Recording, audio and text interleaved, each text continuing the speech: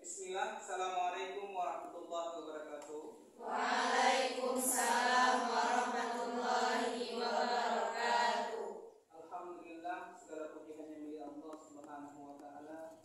Kita memuji Allah Subhanahu wa taala dengan nama dan sifat Allah yang Maha Mulia. Baik, sebelumnya saya ingin absen dulu ya, karena juga lama saya nggak absen kalian ya. Arifah Nabila, mana orangnya? Afifah Maya. Kesamaan satu variabel dengan nilai mutlak. Ya, dengan nilai mutlak. Nah, sebelumnya saya akan ingatkan bahwasanya kalian di pesantren tentu pernah mendengar istilah mutlak ya. Misalnya ada kesamaan dengan air mutlak. Ya, air mutlak. Nah, apa definisi air mutlak? Apa definisi air mutlak? Ya, air mutlak itu ya air yang suci dan mensucikan ya. Jadi zaman Nabi kita Muhammad SAW dulu ya, ada sebuah sumur yang biasa kemudian dijadikan untuk membuang kotoran ya. Namanya sumur bidoah. Namanya sumur bidoah. Nah, sumur bidoah itu jumlah airnya itu telah mencapai ukuran tertentu ya. Kita mengenal dengan istilah 2 kulak. Sehingga walaupun ada kotorannya di dalamnya, maka air itu tetap statusnya menjadi air mutlak. Artinya bisa digunakan untuk bersuci ya. Jadi dalam matematika ya pun ada hal yang sama dengan itu ya.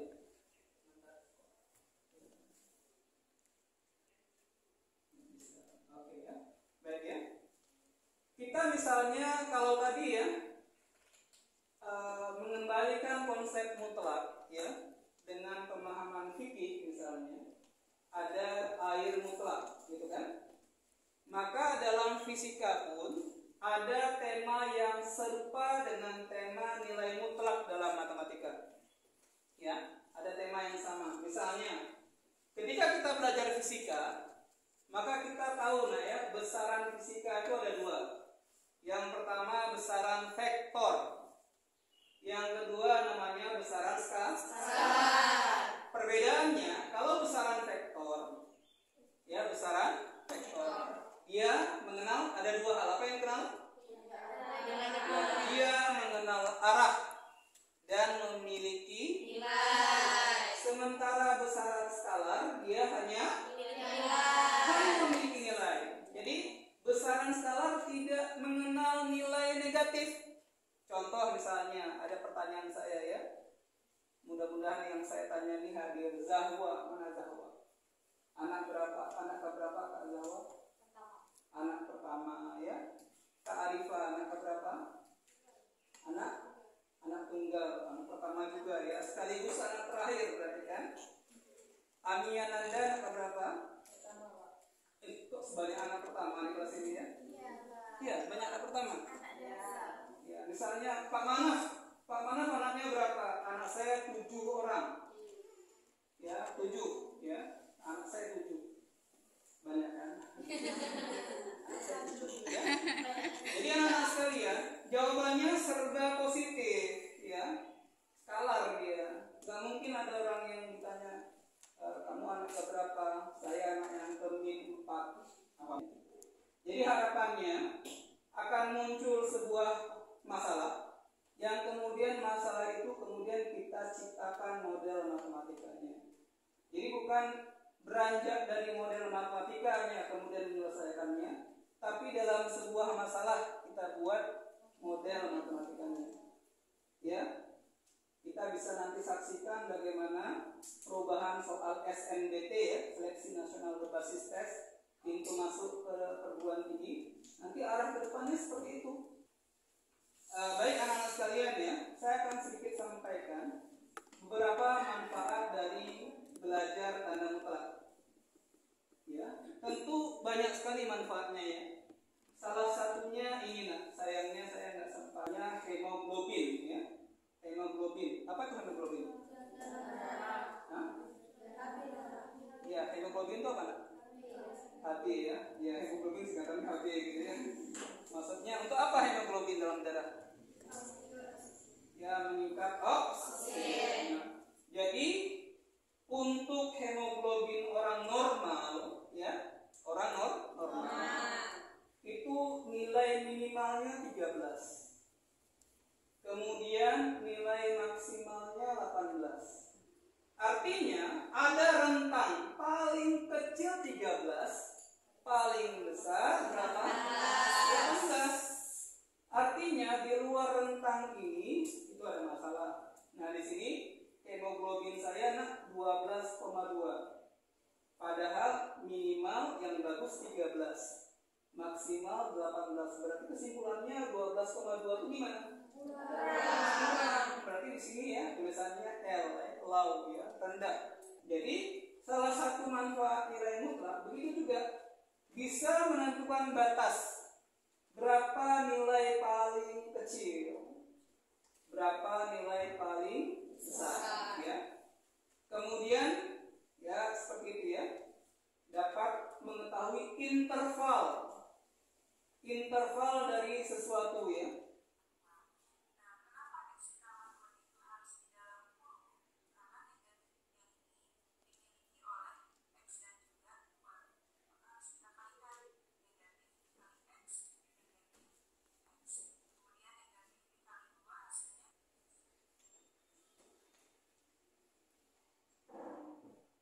Saya rasa cukup ya untuk yang ini ya. Jadi definisi nilai mutlak ya.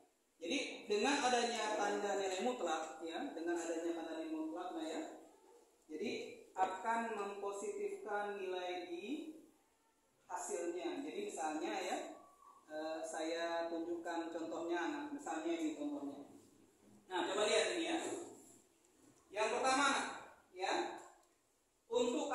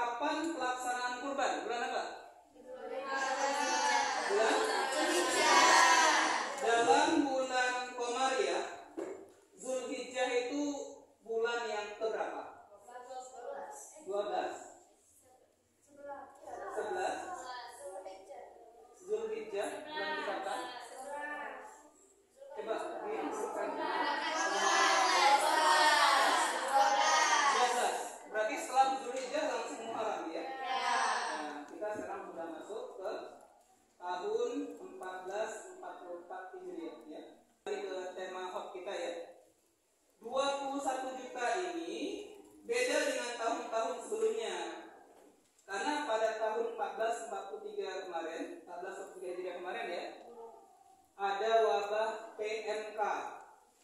Ada dengar PMK? PMK. Ya, penyakit mulut dan kuku. Sehingga tidak semua hewan bisa dikorbankan. Tentu secara teori ekonomi ya, secara teori ekonomi lah ya. Kalau barangnya sedikit, harganya naik. Itu ada namanya hukum penawaran dan permintaan ya. Kalau permintaan tinggi, ya, barangnya sedikit, maka harganya naik, gitu kan? Jadi harganya 21 juta. Di mana 21 juta itu sudah include biaya jagal, kemudian distribusi, konsumsi dan lain-lainnya ya. Termasuk biaya penanganan PMK. Gitu ya. Nah, berdasarkan pengalaman ini, panitia kurban melakukan rapat penentuan biaya kurban untuk tahun depan.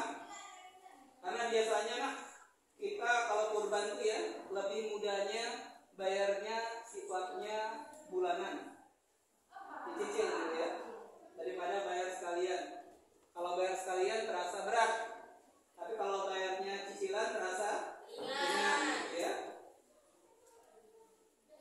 Berdasarkan hasil rapat, biayanya ditetapkan seperti tahun lalu 21 juta dengan estimasi toleransi ya.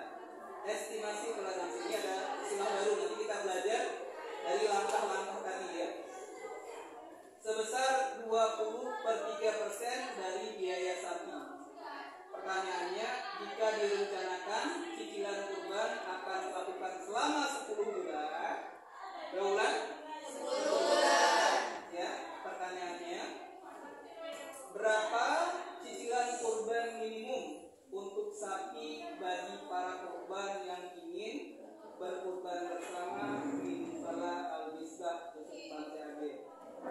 Nah, sebelum masalah inti ini kita selesaikan, maka ada 3 masalah pengantar. Ya, di situ sudah ada pemantiknya yang bisa kalian isi. Permasalahan 1, permasalahan 2, dan permasalahan 3. Minta tiap kelompok mengerjakannya semaksimal mungkin, menemukan idenya, menemukan model matematikanya dalam waktu 10 menit dari sekarang. Ya, dalam waktu 10 menit dari sekarang. Silakan.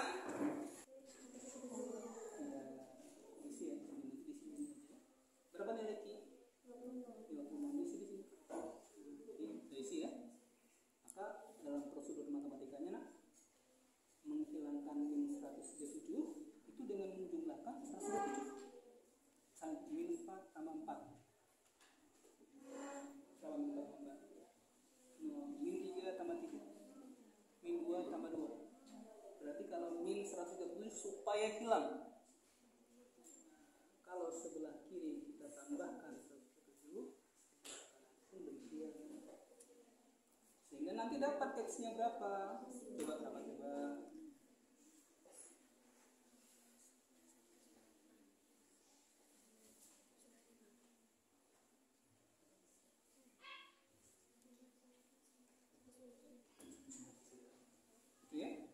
Begitu juga ya. Sekarang berdasarkan konsep nilai mutlak tadi, nilainya bisa negatif.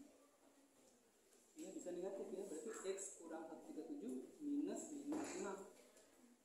Sama juga supaya ini hilang, tambah 137. Sebelah kanannya juga tambah 137. Berarti sekarang bacanya bukan 137 tambah 56, tapi 137 kurang 56. Berapa? Berarti 81 itu nilai mana? Pandai. Berarti yang 193 nilai mana? Bisa? Bisa belajar lagi ya? Ulang lagi ya? Ini fungsinya tuh untuk menghilangkan nilai X. Jadi, untuk ini kan ada minus 4.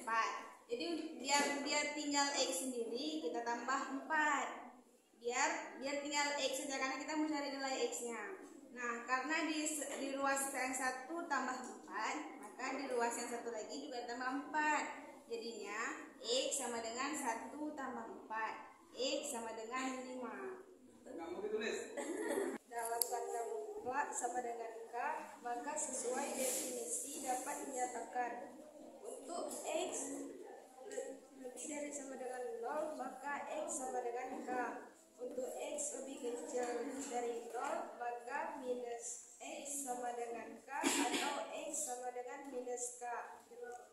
Yang kedua, untuk penyelesaian ketidaksamaan tanda mutlak satu variabel. Untuk AX tambah B dalam tanda mutlak lebih kecil dari C akan memiliki selesaian min C. Ya, alhamdulillah sudah